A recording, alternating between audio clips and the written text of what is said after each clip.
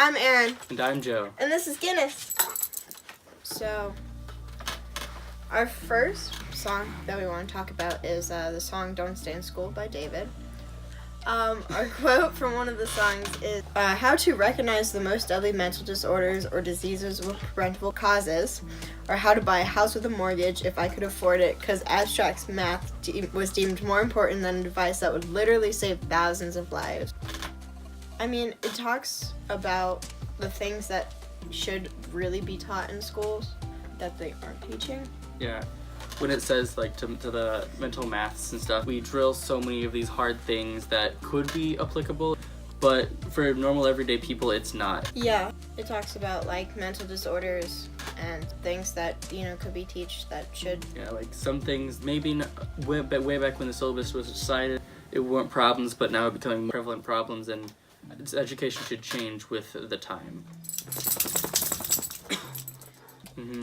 And there's a little bit of a misunderstanding in the actual song because he says it in such a way to get your attention as it's an important topic.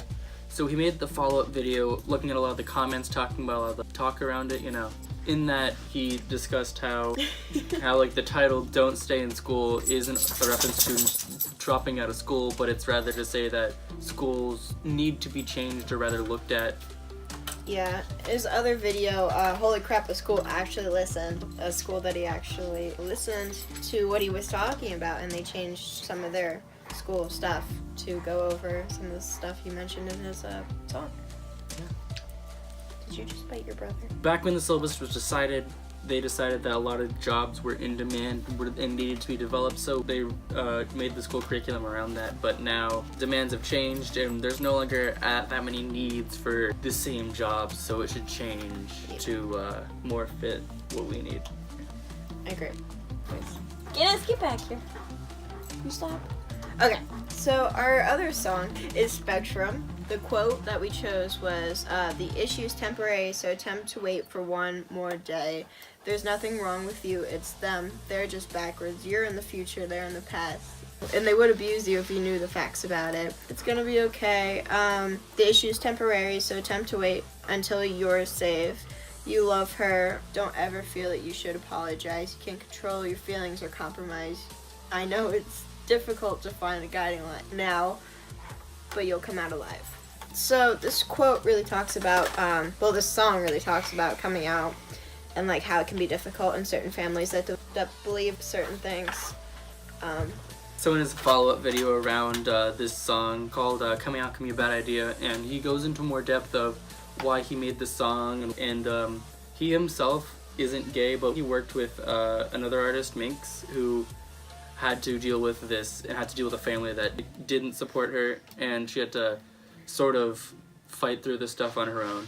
And he just wanted to make this song to let everyone who feels alone out there not feel so alone, and know that other people actually go through kind of the same stuff, and that you may feel alone and there's always somebody that's going through kind of the same thing that's going to happen.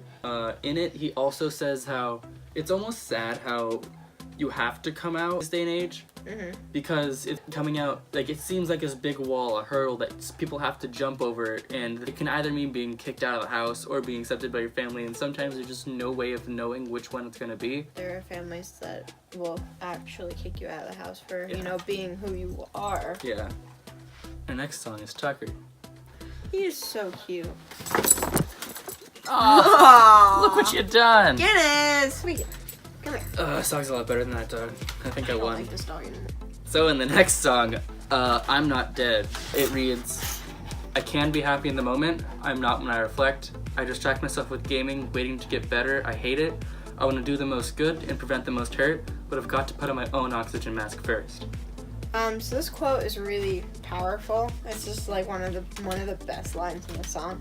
It just talks about, you have to take care of yourself before you can take care of anyone. Yeah, it's the build up right before the big chorus. It's what everything's building up to, and when it says, I've got to put on my own oxygen mask first, it's referencing to airlines. Yeah. Everyone tends to understand that on airlines, but the same philosophy can be brought onto other things. Like, if your doctor's sick, you don't want your doctor trying to fix you that's sick, because you're just gonna get more sick, right?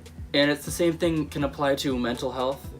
Like, if you're not mentally fit to help someone out because you need help yourself, you can't really expect to be the person everyone goes to for their problems. Our secondary source, it's his, Happiness experiment. I love this video. After a year of not posting videos, he posts the song I'm Not Dead and this video, The Happiness Experiment. And he explains why he was gone for so long. So in the happiness experiment, he realizes that he isn't happy with what he's doing because he's doing what he loves, but he's not enjoying doing it. Mm-hmm.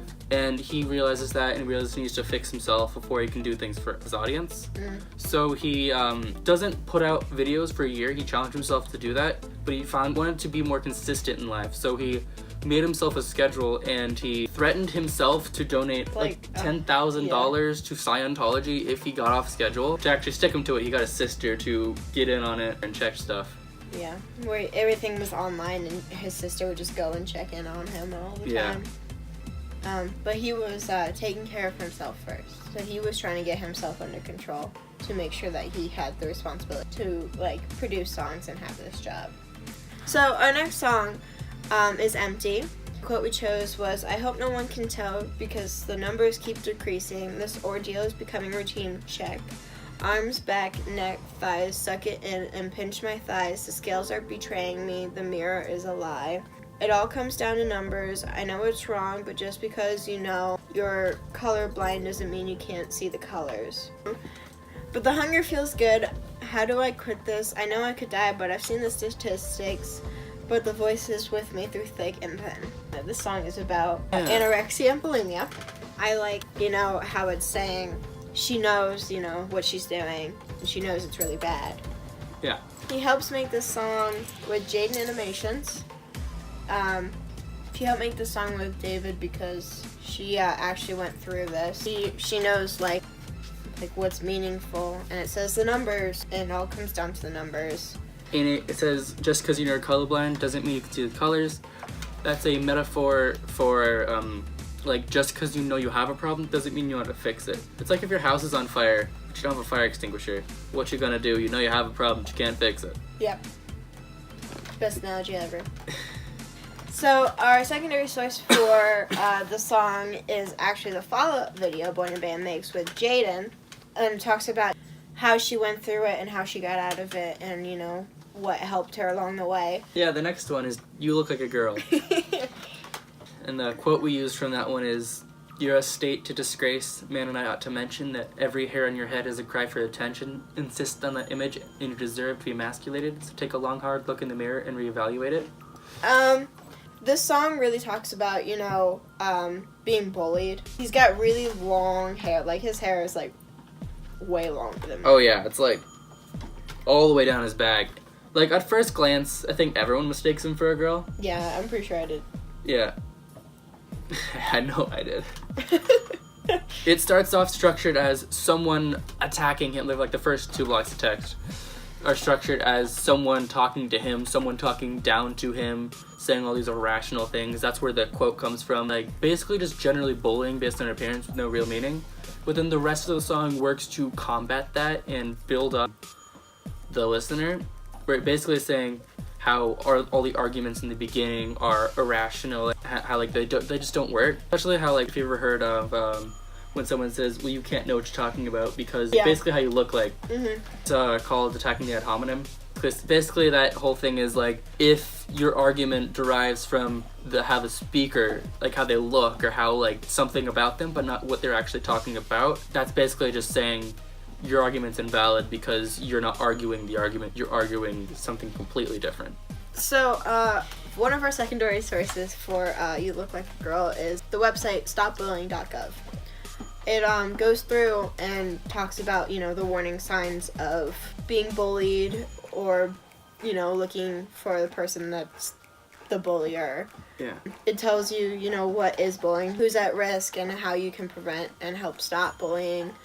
So, in the song, he mentions how it's not necessarily always the bully's fault because there's a saying that I like that's hurt people, basically saying that most bullies out there have been either bullied themselves or like they have like shortcomings at home or just something that they have troubles with, and the only way that they can get it out is to hurt someone else. It's their only vent, and I believe that in order to fix bullying, we need to solve the root of the problem of where it's coming from, which is to just help everyone. Because if someone's being bullied, you're gonna help the person who's being bullied, right? But you can't just send the bully off into the corner to think about or give him detention, because that's just gonna make him even madder. It's not gonna fix the problem, it's actually gonna make it worse. Yeah. So that's why we need to work on ways to constructively build everyone up rather than just bringing up one person and shoving the other person back down to the earth as if they're inherently evil. I agree. Our other secondary source for You Look Like a Girl is Centro Ohio Music Therapy. I chose this source because it really reflects, how music can have a real input on emotions or feelings that teenagers or younger have can relate to songs and make them feel better about themselves.